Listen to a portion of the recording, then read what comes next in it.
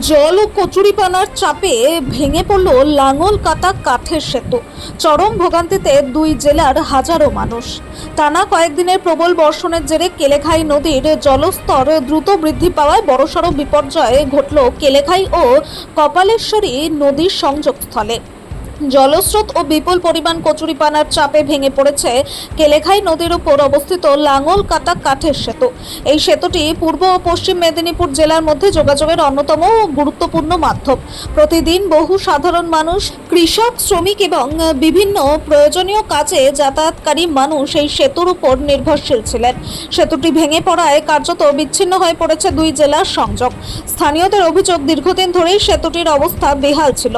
টানা বৃষ্টির ফলে নদীর জলস্তর বৃদ্ধি এবং প্রবল স্রোতের সঙ্গে ভেসে আসা বিপুল পরিমাণ কচুরিপানা সেতুর গায়ে জমতে শুরু করে। অতিরিক্ত চাপ সহ্য করতে না পেরে শেষ পর্যন্ত ভেঙে পড়ে কাঠের সেতুর একটি বড় অংশ। বর্তমানে বাধ্য হয়ে নৌকায় করে নদী পারাপার করছেন এলাকার মানুষ। এতে যেমন সময় বেশি লাগছে, তেমনি বাড়ছে দুর্ঘটনার আশঙ্কাও। বিশেষ করে স্কুল কলেজের পড়ুয়া, অসুস্থ রোগী এবং জরুরি পরিষেবার ক্ষেত্রে চরম সমস্যার সৃষ্টি হয়েছে। স্থানীয় বাসিন্দারা অবিলম্বে প্রশাসনের হস্তক্ষেপ দাবি করেছেন। তাদের দাবি, দ্রুত বিকল্প পারাপারের ব্যবস্থা করার পাশাপাশি স্থায়ী ও মজবুত একটি কংক্রিটের সেতু নির্মাণ করা হোক, যাতে ভবিষ্যতে বর্ষার সময় আর এমন পরিস্থিতির মুখোমুখি হতে না হয়। এলাকাবাসীর আশা, প্রশাসন দ্রুত ঘটনাস্থল পরিদর্শন করে প্রয়োজনীয় ব্যবস্থা গ্রহণ করবে এবং সাধারণ মানুষের দুর্ভোগের দ্রুত অবসান ঘটাবে।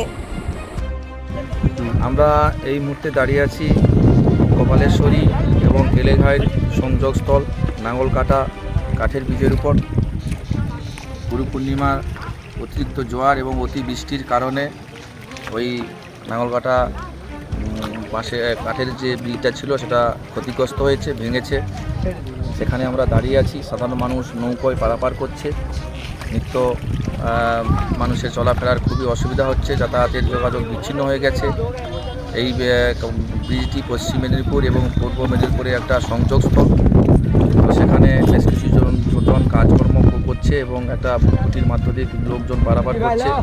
আমরা দ্রুত প্রশাসনের দৃষ্টি আকর্ষণ করছি, যাতে দ্রুত প্রশাসনিক তৎপরতায় এর কিছু সমাধান হয়। আমি রমেশ মাইতি, সাধারণ গ্রামবাসী।